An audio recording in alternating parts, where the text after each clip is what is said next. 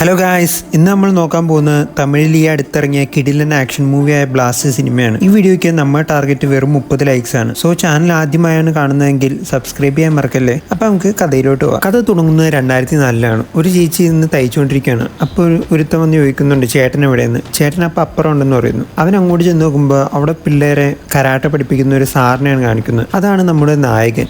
അങ്ങനെ നിൽക്കുമ്പോഴാണ് ആ വീട്ടിലെ കൊച്ചു വന്നിട്ട് അമ്മ രോഹൻ എന്നെ തല്ലി എന്ന് പറയുന്നത്. അപ്പോൾ അച്ഛൻ പറയുന്നു നിനക്ക് കയ്യില്ലേ, നിനക്ക് തിരിച്ചു തല്ലിക്കൂടെ എന്ന്. അപ്പോൾ തിരിച്ചു തല്ലിയ കുഴപ്പമില്ല എന്ന് കൊച്ചു ചോദിക്കുന്നു. അപ്പോൾ പറയുന്നു ഒരു കുഴപ്പമില്ല എന്ന് പറയുന്നു. പിന്നെ കാണിക്കുന്നത് ആ പെൺകൊച്ച് ആ ചെറുക്കനെ ഇടിക്കാൻ ചെല്ലുന്നതാണ്. അങ്ങനെ നമ്മൾ വിചാരിക്കും ഇപ്പോൾ ആ കൊച്ചി ഇടിച്ച് തെറിപ്പിക്കുന്ന പയ്യനെ. ഈ കൊച്ചി ഇടിക്കുമ്പോൾ അവനെ ഏക്കണമില്ല, അവന് ഒറ്റ ചവിട്ട് വെച്ച് കൊടുക്കുന്നു. അപ്പോൾ തന്നെ ആ കൊച്ചി പിന്നെ കരഞ്ഞുകൊണ്ട് വീട്ടിലോട്ട് വരികയാണ്. അമ്മ രോഹൻ എന്നെ ചവിട്ടിയെന്നും പറഞ്ഞു. അപ്പം നമ്മുടെ നായകൻ പറയാണ് ഇന്ന് നിനക്ക് വേണ്ടി ഞങ്ങൾ വന്നു കഴിഞ്ഞാൽ എന്നും ഞങ്ങളുണ്ടാവില്ല, ഇതേപോലെയുള്ള വന്നുകൊണ്ടിരിക്കും. അപ്പൊ എന്ത് ചെയ്യുമെന്ന് ചോദിക്കുന്നു. അപ്പൊ കൊച്ചു പറയുന്നു എന്നാ എനിക്കും കരാട്ട പഠിക്കണമെന്ന് പറയുന്നു. അപ്പോൾ ഉറപ്പായിട്ടും പഠിക്കണമെന്ന് ചോദിച്ചു. ആ ഉറപ്പാണെന്നും ആ കൊച്ചു പറയുന്നു. പിന്നെ കാണിക്കുന്നത് ആ കൊച്ചു കരാട്ട പഠിക്കുന്ന ഓരോ സീൻസൊക്കെയാണ്.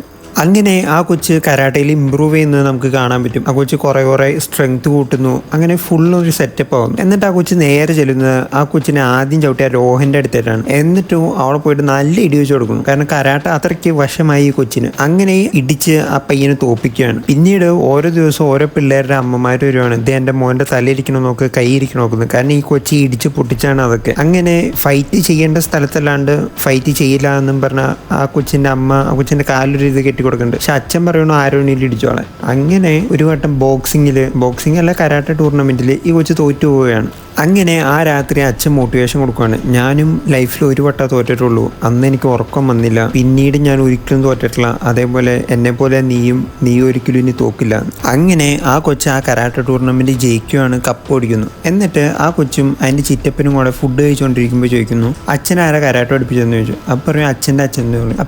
അപ്പൊ ആരുടെ അച്ഛൻ്റെ അച്ഛനാന്ന് ചോദിക്കുമ്പോൾ പറയും അമ്മയുടെ അച്ഛൻ്റെ അച്ഛനാന്ന് പറയും. അപ്പൊ ഒരു വട്ടം തോറ്റു എന്ന് പറഞ്ഞല്ലോ, ആരുടെ ഒപ്പം എൻ്റെ അച്ഛൻ തോറ്റേന്ന് ചോദിക്കും. അപ്പൊ പറയാണ് അമ്മയുടെ ഒപ്പാണ്. അപ്പൊ അമ്മ ഇരിക്കുന്ന ഒരു ഇത് കാണിക്കുന്നുണ്ട്. അപ്പൊ അമ്മയുടെ ഫ്ലാഷ് ബാക്ക് ഒന്നും വന്നിട്ടില്ല, പക്ഷെ അമ്മ ഇടിക്കാരിയാന്ന് അവിടെ കാണിക്കുന്നുണ്ട്. പിന്നീട് കാണിക്കുന്നത് ഒരു ഹോട്ടലിലെ ഫൈറ്റ് ആണ്. അതില് ഒരു പയ്യനെ ചുമ്മാ കുറച്ച് ഗുണ്ടകൾ കയറി തല്ലാൻ പോവാണ്. ആ ടൈമിൽ നമ്മുടെ നായകൻ കയറി അവന്റെ കൈ പിടിക്കുന്നു. പിന്നെ പൊതിരി ഇടിയ ആ ഹോട്ടലിൽ മൊത്തം. അങ്ങനെ ആ ഇടിയും കഴിഞ്ഞ് കൊച്ചായിട്ട് വീട്ടിലോട്ട് പോവാണ്. അങ്ങനെ വന്ന വഴിക്ക് കൊച്ചു ചോദിക്കും അത് അച്ഛൻ ആ പയ്യനെ അറിയാറുന്നോ, പിന്നെ എന്തിനാ അച്ഛൻ ആ പയ്യനെ രക്ഷിച്ചെന്ന് ചോദിക്കും. അപ്പോൾ അറിയൊന്നുമില്ല, പക്ഷെ എനിക്കൊരു അനിയത്തി ഉണ്ടായിരുന്നു, അവൾക്ക് 9-10 വയസ്സിൽ വെച്ച് ഇങ്ങനൊരു ഇൻസിഡന്റ് ഉണ്ടായിപ്പോൾ ആരും അവൾക്ക് വേണ്ടി സംസാരിക്കാനോ ഒന്നിനും പോയില്ല. ആരെങ്കിലും ഒന്ന് ശബ്ദം ഉയർത്തിയായിരുന്നേ ഇന്ന് എൻ്റെ അനിയത്തി എൻ്റെ കൂടെ ഉണ്ടാവുമായിരുന്നു, അതുകൊണ്ടാണ് നിനക്ക് നിളാന്ന് പേരിട്ടത്, എൻ്റെ അനിയത്തിയുടെ പേരാണെന്നും പറയും. എന്നിട്ട് ആ കൊച്ചിന് അച്ഛൻ മോട്ടിവേഷൻ കൊടുക്കുകയാണ്. തെറ്റെവിടെ കാണുന്നു അതിപ്പോൾ ആരുടെ എതിരാണെങ്കിലും നമ്മളവിടെ സംസാരിച്ചിരിക്കണം, അവർക്ക് വേണ്ടി ഇടി കൊടുത്തിരിക്കണമെന്ന്.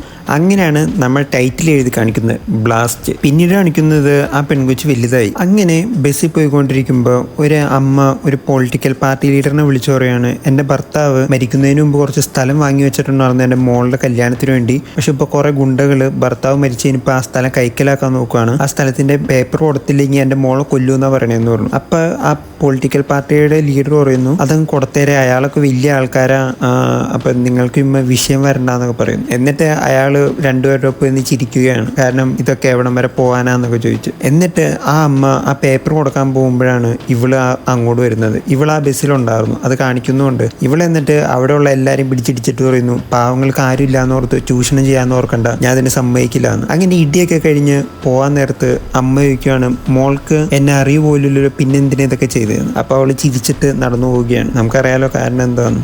പിന്നീട് കാണുന്നത് ഒരു സോഷ്യലിസ്റ്റ് ആയിട്ടുള്ള ഒരാള് കുറെ നിരീക്ഷണങ്ങൾ നടത്തുന്നതാണ്. അവിടെയാണ് നമ്മുടെ വില്ലനെ കാണിക്കുന്നത്. വില്ലന്റെ പേരാണ് വരുൺ ദയാലൻ. ഇയാള് പണത്തിനു വേണ്ടി എന്തും ചെയ്യാൻ പഠിക്കാത്ത ആളാണ്. ആളുകളെ കൊന്നിട്ട് അവരുടെ കൈയൊപ്പ് കിട്ടാൻ വേണ്ടി കൈ മുറിച്ച് ഒപ്പിടിയിപ്പിക്കുന്നു, കുറെ പാവപ്പെട്ട ഫാക്ടറിയിലെ വർക്ക് ചെയ്യുന്ന ആൾക്കാരെ കൊല്ലുന്നു, അങ്ങനെ കുറെ തെറ്റുകൾ എഴുതുന്നു. ഇനി അയാളുടെ ആവശ്യം എന്ന് പറഞ്ഞു കഴിഞ്ഞാൽ ഒരു ഗ്രാമമുണ്ട്. ആ ഗ്രാമത്തിന്റെ അടിയിൽ നല്ല വിലപിടിപ്പുള്ള ഒരു 70 മില്യൺ വരുമാനം വരുന്ന ഒരു ഐറ്റം ഉണ്ട്. അത് എങ്ങനെയും എടുക്കണം, അതാണ് അയാളുടെ അടുത്ത ലക്ഷ്യം.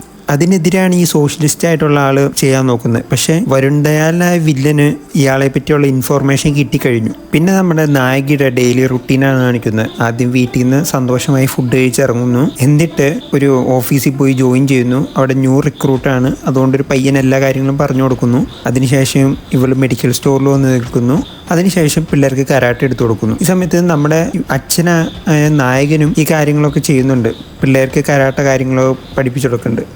ഇവള് പിറ്റേന്നും ഓഫീസിലോട്ട് തന്നെ പോകുന്നു. അങ്ങനെ ഇവളുടെ ദിവസങ്ങൾ ഇങ്ങനെ പോയിക്കൊണ്ടിരിക്കുകയാണ്. മെഡിക്കൽ ഷോപ്പ്, കരാട്ടെ, അതേപോലെ ജോബ് ഇങ്ങനെ പോയിക്കൊണ്ടിരിക്കുന്നതാണ് കാണിക്കുന്നത്. അങ്ങനെ നമ്മുടെ വില്ലൻ 2 കൂട്ടർക്ക് 2 ടാസ്ക് കൊടുക്കുകയാണ്. ഒരുത്തിന് 1000 കോടി ഒരു സ്ഥലത്തായിട്ട് എത്തിക്കാനും മറ്റൊരുത്തിനോട് ആ സോഷ്യൽ എൻവയോൺമെന്റിസ്റ്റ് ആയ അയാളെ കൊല്ലാനും. ഇതിലേറ്റവും വിഷമം തന്നെ എന്താണെന്ന് വെച്ച് കഴിഞ്ഞാൽ സോഷ്യൽ എൻവയോണിസ്റ്റിന്റെ മകളുടെ ബർത്ത്ഡേ ദിവസമായിരുന്നു പിറ്റേന്ന്. അന്ന് അവരുടെ വീട്ടിൽ കയറി പുള്ളീനെയും കൊല്ലും, പുള്ളിയുടെ കൊച്ചിനെയും കൊല്ലും, അതേപോലെ പുള്ളിയുടെ ഭാര്യനെയും കൊല്ലും. ഒരു കുടുംബത്തിന് മൊത്തം വില്ലന്റെ ആൾക്കാർ കൊന്നുകളയും. 1000 കോടി കൊടുക്കുന്നത് മിനിസ്റ്ററിനാണ്. കാരണം ഇവന് കുഴിക്കാനുള്ള അനുവാദം കിട്ടണമല്ലോ. കുഴിച്ചതിന് എന്തായാലും ആൾക്കാർ മരിക്കും എന്നുള്ള കാര്യം ഉറപ്പാണ്. അപ്പൊ മിനിസ്റ്റർക്ക് 1000 കോടി വേണമെന്ന് പറയുന്നു. ഈ ഡീല് റെഡി ആയി കഴിഞ്ഞാൽ വില്ലന് 7000 കോടിയാണ് കിട്ടാൻ പോകുന്നത്. അങ്ങനെ വില്ലൻ 1000 കോടി മിനിസ്റ്റർക്കും കൊടുക്കുന്നു. എതിരെന്ന് സോഷ്യൽ എൻവയോൺമെന്റിസ്റ്റിനെ തട്ടിക്കളയുന്നു. അങ്ങനെ ഒബ്സ്റ്റാക്കിൾസ് എല്ലാം വില്ലൻ നിരത്തുകയാണ്. അങ്ങനെ നമ്മുടെ നായികീനൊരു നോട്ടമുണ്ട് മാനേജറിന്. ഒരു ദിവസം നായികി പോകാൻ തുടങ്ങുമ്പോൾ മാനേജർ ഓടി കാറി കയറും. എന്നിട്ട് അയാൾ പറയുകയാണ്, ഞാൻ നിന്നെപ്പറ്റി നല്ല റിപ്പോർട്ടൊക്കെ മേളിലോട്ട് അയക്കാം, അപ്പം നിന്റെ സാലറി കൂട്ടി കൊടുക്കുമെന്ന് പറഞ്ഞ് ഇവളുടെ കാലിൽ കയറി പിടിക്കുകയാണ്. ഇവളാണെങ്കിൽ കാറിലിട്ട് നല്ല ഇടി വെച്ച് കൊടുക്കും. എന്നിട്ട് പുള്ളിനെ ചവിട്ടി പുറത്തേട്ട് വിടും. അങ്ങനെ അവൻ്റെ സൂക്കേട് അവിടെ തീരുവാണ്. അങ്ങനെ ആ 1000 കോടി കടത്തിയവനാണെങ്കിൽ ഒരു ചെറിയ ആക്സിഡന്റ് പറ്റിയ ഹോസ്പിറ്റലിൽ ചെല്ലുന്നു. അപ്പോൾ 2 പോലീസുകാരും ഉണ്ട് ഇവനെ കൊണ്ടുപോയത്. ആ ടൈമിൽ വില്ലന്റെ ആൾക്കാർ അവനെ കൊണ്ടുപോകാൻ വേണ്ടി വരുന്നു. ആ ടൈമിൽ ഇവന്മാര് പോലീസുകാരെ തട്ടാനാണ് വന്നത്. പക്ഷെ പോലീസുകാരൻ തോക്കെടുത്ത് കാണിക്കുമ്പോൾ തന്നെ അവനൊന്നും ചെയ്യില്ലെന്ന് അവന്മാർ പറയുന്നു. അപ്പൊ ഇവര് സ്വയം രക്ഷിക്കാൻ വേണ്ടി അവന്റെ കാലിൻ്റെ വെടിവെക്കുന്നു. എന്നിട്ട് ഇനി അടുത്തായിട്ട് വന്നു കഴിഞ്ഞാൽ ഇവനെ കൊന്നു കളയുമെന്ന് പറയുന്നു. അങ്ങനെ അവരെ ഓടിക്കുന്നു. അപ്പൊ പോലീസുകാരന് മനസ്സിലായി ഇവനെന്തോ വലിയ പുള്ളിയാണെന്ന്. അങ്ങനെ ആ ഹോസ്പിറ്റൽ മൊത്തം പോലീസുകാരെ എത്തിക്കുകയാണ് ഈ നമ്മുടെ പോലീസുകാരൻ, മെയിൻ പോലീസുകാരൻ. വില്ലന്റെ ഉദ്ദേശം എന്താണെന്ന് വെച്ചാൽ പോലീസുകാരൻ ഒരിക്കലും ഇവൻ ആരാന്ന് അറിയാൻ പാടില്ല. അതുകൊണ്ട് എന്തൊക്കെ ചെയ്താലും അവനെ പുറത്തിറക്കണം എന്ന് പറയാണ്. പക്ഷെ പോലീസുകാരനാണെങ്കിൽ എങ്ങനെയെങ്കിലും അവനെ കണ്ടുപിടിക്കണം എന്ന് പറഞ്ഞാൽ എല്ലാ പോലീസ് സ്റ്റേഷനിലായിട്ട് ഫാക്സ് ഒക്കെ അയക്കുകയാണ് ഇവന്റെ ഫോട്ടോ വെച്ച്. അങ്ങനെ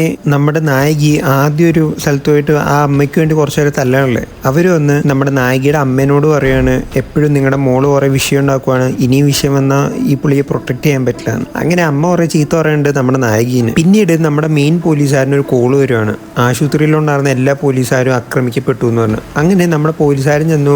അവിടെ ഇടി കൊണ്ടെടുക്കുന്ന പോലീസുകാരനോട് ചോദിക്കുവാണ് എത്ര പേരുണ്ടായിരുന്നു. അപ്പൊ പറഞ്ഞു ആരും ഇല്ലായിരുന്നു സാർ, ഒറ്റ ആളുള്ളായിരുന്നു എന്ന് പറയുന്നു. അപ്പൊ നമ്മുടെ ആ ബോധം കിട്ടിടന്ന് നമ്മുടെ വില്ലൻ എണീറ്റിട്ട് എല്ലാത്തിനെയും ഇടിച്ച് പണ്ടാരടക്കി വിട്ടതാണ്. എല്ലാത്തിനെയും പഞ്ചറാക്കി ഇടിച്ചിടിച്ച്. അവന് ഒറ്റയ്ക്ക് ഒരു 10-40 പോലീസുകാരെങ്കിലും തല്ലണ സീനുണ്ട് ആ പടത്തിൽ മൊത്തം. അപ്പൊ അവന്റെ ആ ക്യാരക്ടറിന്റെ ആ ഒരു ക്രൂവാലിറ്റിയാണ് ഇവിടെ കാണിക്കുന്നത് മെയിൻലി.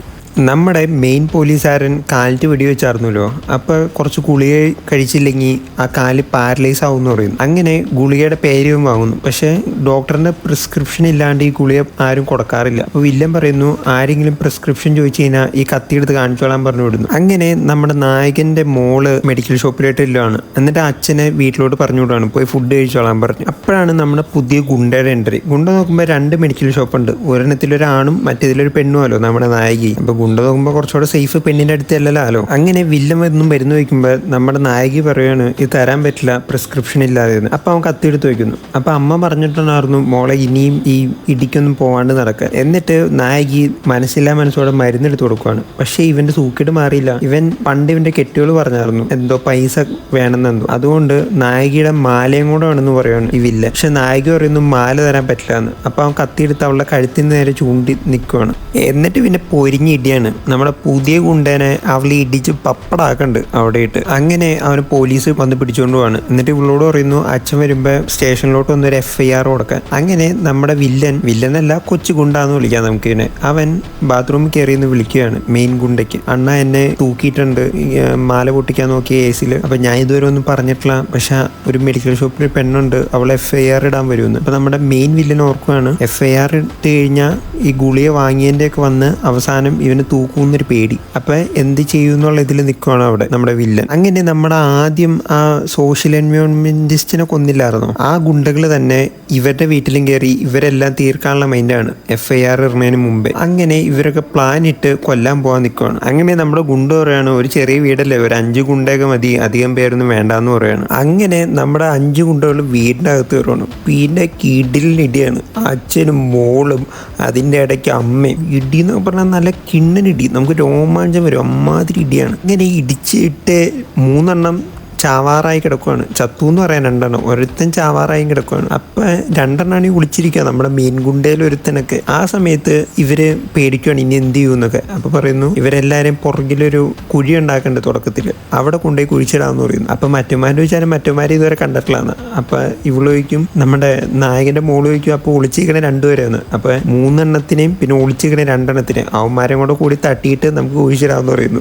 അപ്പോഴാണ് അവന്മാർ ശരിക്കും പേടിക്കണത്. കാരണം ഇവര് എഴുതിയിരുന്ന അവന്മാര് കയറിയക്കണം മനസ്സിലായിട്ടില്ല എന്നാണ്. തുടക്കം മുതൽ വില്ലന്മാർ ഇത്രയും ഡൊമിനേറ്റ് ചെയ്ത് നിന്നിട്ട് ഒരു നല്ലൊരു അടി കിട്ടണത് ഈ ടൈമിലാണ്. അത് സീനാണ്. അങ്ങനെ ഇവര് ജനലും വാതിലൊക്കെ പൂട്ടിയിട്ട് നല്ല ഇടിക്കുകയാണ്. 5 അവിടെ ഇട്ട് തട്ടി എന്നിട്ട് കുഴിച്ചിടുവാണ്. പക്ഷെ ഇതിൽ എന്നെ പറ്റിയെന്ന് വെച്ച് കഴിഞ്ഞാൽ ഈ ഒരു ഗുണ്ടയുടെ അനിയനായിരുന്നു പോയതിൽ കൂട്ടത്തിലൊരുത്തൻ. അവനാണ് ആദ്യം ആ പാവം വീട്ടുകാരെയും കൊല്ലണത്. അപ്പൊ അവൻ പേഴ്സ് മാറിയെടുത്തോണ്ട് ആ പേഴ്സിന്റെ അകത്തായിരുന്നു ഒരു 1000 കോടി കൊണ്ടുപോയാല് ഒരു 100 തുട്ട്. അത് ഇവന്റെ കയ്യിലായി പോയി. അപ്പൊ എന്തായാലും ഇനി വില്ലന്മാര് ഇവര് തപ്പി വരും എന്നുള്ള ഒരു ഉറപ്പാണ്. ഇതിന്റെ ഇടയ്ക്ക് മെയിൻ വില്ലന്റെ ഒരു മാസിയും കാണിക്കുന്നുണ്ട്.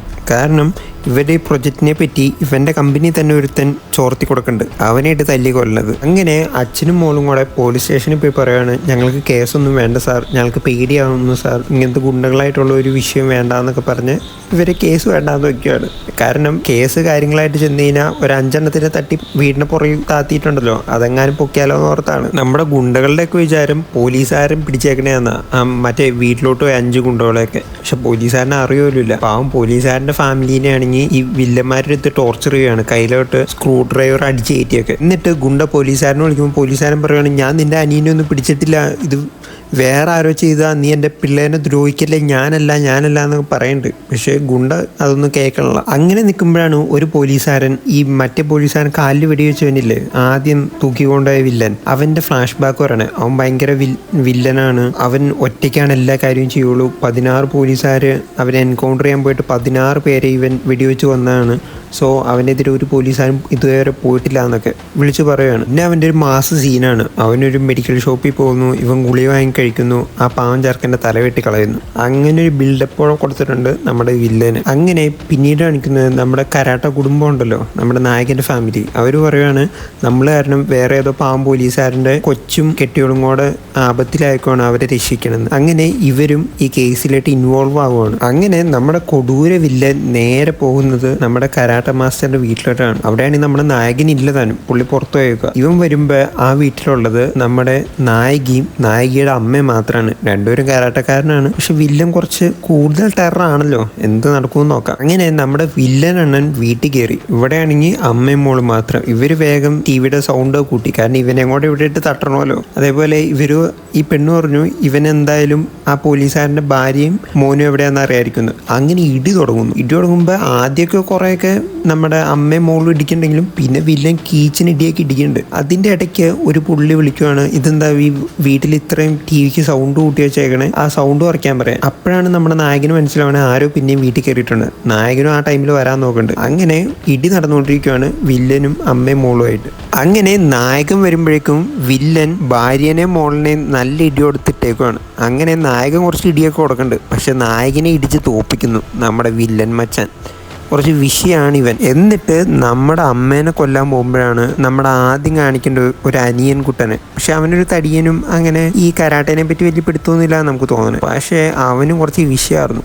അവന് ഓടി വന്നിട്ട് വില്ലനെ എടുത്ത് എറിയുകയാണ്. ഇങ്ങനെ അവരുടെ കിടലിനിടിയുടെ ഇടയ്ക്ക് നമ്മുടെ നായകനും കൂടെ എണീറ്റ് വരുവാണ്. അങ്ങനെ അമ്മയും നായകനും ഈ അനിയനും കൂടി ഇടിച്ച് വില്ലനെ പപ്പടാക്കുവാണ്. എന്നിട്ട് നമ്മുടെ വില്ലനെ കെട്ടിയിട്ടിട്ട് എവിടെയാണ് ആ അമ്മയും മോനും എന്ന് ഇവർ ചോദിച്ചറിയുന്നു. അങ്ങനെ വില്ലനും മോളും കൂടെ നേരെ നമ്മുടെ മെയിൻ വില്ലന്റെ ഒരു അനുയായിയുണ്ട്. അവനും ഈ സിനിമയിൽ മെയിൻ വില്ലൻ തന്നെ. ഇതിൽ ഫുള്ള് ഗുണ്ടകളാണ്. അപ്പൊ ഇവന്റെ അടുത്തേട്ട് ചെല്ലുവാണ് അവര്. അങ്ങനെ അവിടെ അച്ഛനും മോളും കീച്ചനിടി എന്ന് പറഞ്ഞാൽ നല്ല കിടിലിനിടിയാണ് അവരുടെ ആ ഒരു ബംഗ്ലാവിൽ കിടന്ന്. ഇങ്ങനെ നമ്മുടെ അവിടുത്തെ വില്ലനെ കൂടി ഇടിച്ചിട്ടിട്ട് ഇവള് പോയി നോക്കുവാണ് അമ്മയും മോനും സേഫ് അല്ലേന്ന്. അങ്ങനെ അമ്മയും മോനും സേഫാന്ന് മനസ്സിലാവുന്നു. എന്നിട്ട് ഇവനെ കൊല്ലാൻ നിൽക്കുമ്പോഴാണ് വേറൊരുത്തൻ വരുന്നത്. അതാണ് മാനേജർ. പുള്ളി ആ 100 രൂപ നോട്ട് വാങ്ങാൻ വന്നേക്കണേ. കാരണം ആ 100 രൂപ നോട്ട് കിട്ടിയാലാണ് 1000 കോടിയുടെ കണക്ക് കിടക്കുള്ളൂ. അങ്ങനെ ഈ കഥ മൊത്തം ഇവരോട് പറയുന്നു. ഈ 1500 അടി കുഴിക്കുന്നതും ഈ നാട്ടുകാർ നശിക്കും, പക്ഷെ ഇവരുടെ കാര്യം നടക്കൂലോ. അപ്പൊ ആ 100 രൂപ നോട്ട് കൊടുത്തിട്ട് പൊക്കോളാൻ പറയുന്നു നമ്മുടെ വില്ലൻ. 100 രൂപ നോട്ട് കൊടുത്തിട്ട് പോയി കഴിഞ്ഞാൽ ഇവർക്കെതിരെ പിന്നെ വിഷയങ്ങളോ കാര്യങ്ങളോ ഒന്നും വരില്ല എന്നും പറയുന്നു. അപ്പൊ നമ്മുടെ നായകൻ മോളോട് ചോദിക്കുകയാണ് എന്താ ചെയ്യേണ്ടതെന്ന്. അപ്പൊ മോള് പറയുന്നു അത്ര കുടുംബക്കാരോ എന്ന് ചോദിക്കുന്നു. അപ്പൊ ആ വില്ലൻ പറയുന്നു കുടുംബത്തിന്റെ എന്തിനാ നിങ്ങൾ നോക്കണേ, നിങ്ങൾക്കതിൽ ബന്ധമൊന്നും ഇല്ലാലോ എന്ന്.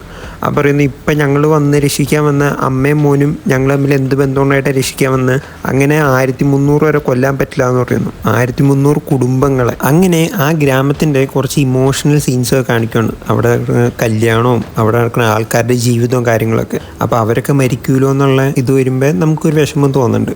അങ്ങനെ നമ്മുടെ നായകൻ്റെ മോള് പറയാണ് 2 എണ്ണത്തിനങ്ങ് തീർത്തേരെ, കാരണം അത്ര കുടുംബങ്ങളെ രക്ഷിക്കാനാണ് ഏറ്റവും മെയിൻ. അപ്പോൾ വില്ലൻ നിങ്ങൾക്ക് എന്നെ വട്ടാണോ നമുക്ക് ചോദിക്കുന്നുണ്ട്. അപ്പോഴേക്കും നായകൻ 2 എണ്ണത്തിലെ തട്ടിക്കളയും. അപ്പം നമ്മുടെ മെയിൻ ഗുണ്ട ഏറ്റവും ആദ്യം കാണിച്ച് ഈ കുഴിക്കാൻ നിൽക്കണവൻ അവൻ്റെ ബംഗ്ലാവിൽ മറ്റേ പാർട്ടിയൊക്കെയാണ്, കള്ളൊക്കെ പൊട്ടിച്ച് പുള്ളി സെലിബ്രേഷനിലാണ്. കാരണം ഇത്ര 6000 കോടി കൈ കിട്ടാൻ പോകാമല്ലോ. അങ്ങനെ പിറ്റേന്നാകുമ്പോൾ ന്യൂസൊക്കെ ആകെ പരക്കുവാണ്, ഇത്ര ഗുണ്ടകളെ കൊന്നൂന്നും കാര്യങ്ങളൊക്കെ. ആരെ കൊന്നതെന്നും അറിയില്ല, ഇങ്ങനെ ചത്തിറക്കണൊക്കെ. അപ്പം നമ്മുടെ മെയിൻ വില്ലിന് ദേഷ്യം വരുന്നുണ്ട്. കാരണം പൈസയും നമ്മുടെ മിനിസ്റ്ററിൻ്റെ അങ്ങോട്ട് എത്തിയിട്ടില്ല. മിനിസ്റ്റർ പറയുന്നു ആ പൈസ 1000 കോടി ഇങ്ങോട്ട് എത്തിയില്ലെങ്കിൽ പരിപാടിയൊന്നും നടക്കാൻ പോകലാന്ന്. അപ്പോൾ വില്ലൻ പറയുന്നു ഒരു ദിവസം കൂടി എനിക്ക് വേണമെന്ന് പറയുന്നു. അങ്ങനെ പോലീസ് സ്റ്റേഷനിൽ നമ്മുടെ മെയിൻ പോലീസുകാരൻ പറയുകയാണ് ഈ ഏരിയയിലുള്ള എല്ലാ CCTVയും ചെക്ക് ചെയ്യണം, എല്ലാത്തിനെ പറ്റിയും ഫുൾ ഡീറ്റെയിൽസ് നമുക്ക് കിട്ടണമെന്ന്. പക്ഷേ പോലീസുകാരൊക്കെ ചെല്ലുമ്പോഴേക്കും ആ ഡീറ്റെയിൽസൊക്കെ വേറെ പോലീസുകാരൊന്നും വാങ്ങിക്കൊണ്ടു എന്ന് പറയുന്നു. അത് ശരിക്കും പറഞ്ഞാൽ പോലീസുകാരൊന്നും അല്ല, വില്ലൻ്റെ ആൾക്കാരാണ്. അതേപോലെ തന്നെ പോലീസുകാർ ഓർക്കണത് ഇതൊരു ഗ്യാങ് വാറാണെന്നാണ്. അങ്ങനെ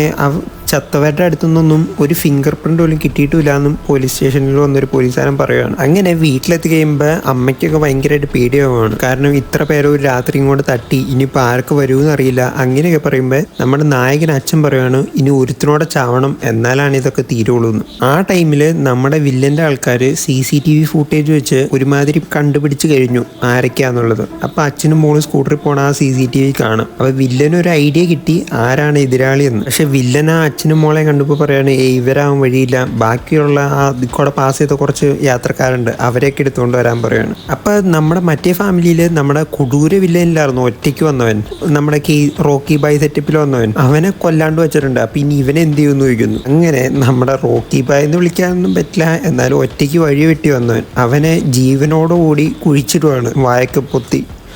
ഇതിലും വലിയ മരണം അവന് കിട്ടാനില്ല. വില്ലൻ പിടിച്ചുകൊണ്ട് വന്നവന്മാരെ വില്ലൻ നല്ല ഇടി വെച്ച് കൊടുക്കുന്നുണ്ട്. അപ്പോൾ ഒരുത്തൻ പറയുന്നു ഈ അച്ഛനും മോളുമാണ് കൊന്നതെന്ന് ഇവൻ കണ്ടാന്ന് പറയുന്നു. അങ്ങനെ വില്ലൻ കുറെ ഗുണ്ടകളെ നമ്മുടെ ഈ നായകന്റെ വീട്ടിലോട്ട് വിടുവാണ്. അവിടെ ചെല്ലുമ്പോൾ നായകന്റെ ഭാര്യയും അനിയനും മാത്രമേ ഉള്ളൂ വീട്ടിൽ. നായകനും മോളും കൂടെ നേരെ വന്നേക്കുന്നത് നമ്മുടെ മെയിൻ വില്ലന്റെ അടുത്തേട്ടാണ്. വില്ലൻ അങ്ങോട്ട് ആളെ വിട്ടപ്പോൾ വില്ലന്റെ അടുത്തേട്ട് നായകൻ വന്നു. അപ്പോൾ വീട്ടിലെ അമ്മ പറയുകയാണ് ഇവിടെ വന്നേക്കണേൽ ഒരുത്തനെങ്കിലും ചത്തിനാ നമുക്ക് വിഷയവും, അപ്പോൾ ആരും കൊല്ലണ്ട, ഇടിച്ചിട്ടാൽ മതി എന്ന് പറയുന്നു. ഇപ്പം നമ്മുടെ നായകൻ വില്ലന്റെ വീട്ടിൽ എന്ന് പറയാന്ന് ഇവിടെ ഉള്ള ഒരുത്തനും ജീവനോടെ പുറത്തേട്ട് പോരുതെന്ന്. അങ്ങനെ അപ്പുറം ഇപ്പറേ നല്ല ഇടിയെടുക്കുകയാണ്. നായകന്റെ വീട്ടിലും പൊരിഞ്ഞ ഇടി, ഇപ്പറേ നായകനും മോളും കൂടെ വില്ലന്റെ വീട്ടിൽ പൊരിഞ്ഞ ഇടി. അങ്ങനെ അമ്മ അനിയനും കൂടെ വീട്ടിലുള്ളവന്മാരൊക്കെ ഇടിച്ച് പപ്പടാക്കും. വില്ലനെ ആണെങ്കിൽ നമ്മുടെ അച്ഛനും മോളും കൂടെ കുറെ ഇടി വെച്ചിട്ടുണ്ട്. വില്ലനും കുറച്ചൊക്കെ തിരിച്ചിടിക്കുന്നുണ്ട്, എന്നാലും മറ്റേ വില്ലന്റെ അത്ര ഒന്നും ഇല്ല. ഇവൻ കൊടൂര വില്ലൻ എന്ന് ഓർത്തിട്ട് അത്ര ഇടിയൊന്നും ഇല്ല ഇവന്. അങ്ങനെ കരാട്ട മാസ്റ്ററിന്റെ വീട്ടിൽ വന്നവരൊക്കെ പേടിച്ചോടുകയാണ്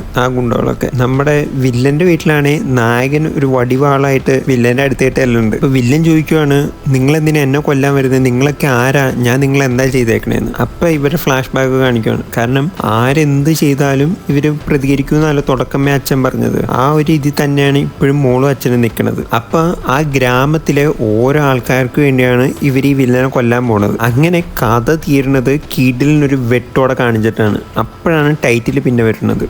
കിഡിലൻ സാധനം. അങ്ങനെയാണ് കഥ തീരുന്നത്. എനിക്കറിയാം ഇതിൽ കുറെ ഗുണ്ടകളുടെ പേരോ കാര്യങ്ങളോ ഞാൻ പറഞ്ഞില്ലാന്ന്. കഥയിലും അങ്ങനെ പേര് കാര്യങ്ങളൊന്നും അങ്ങനെ വ്യക്തമായി പറയാനുള്ള, അതുകൊണ്ടാണ്. പിന്നെ നിങ്ങൾക്ക് ബോറടിക്കണ്ടല്ലോ എന്ന് ഓർത്താണ് ഞാനും പിന്നെ പേരൊന്നും പറയാതിരുന്നത്. ഇപ്പോൾ വീഡിയോ ഇഷ്ടപ്പെട്ട സബ്സ്ക്രൈബ് ചെയ്യാൻ, ലൈക്ക് ചെയ്യാനും മറക്കല്ലേ. അതേപോലെ നിങ്ങളുടെ കൊച്ചു കൊച്ചു സപ്പോർട്ടാണ് എൻ്റെ പ്രചോദനം. അതേപോലെ എന്തെങ്കിലും സീരീസ് മൂവീസ് എന്തെങ്കിലും സജഷനോ കാര്യങ്ങളോ ഉണ്ടെങ്കിൽ പറയാം, അതൊക്കെ ഞാൻ എക്സ്പ്ലെയിൻ ചെയ്യുന്നതായിരിക്കും.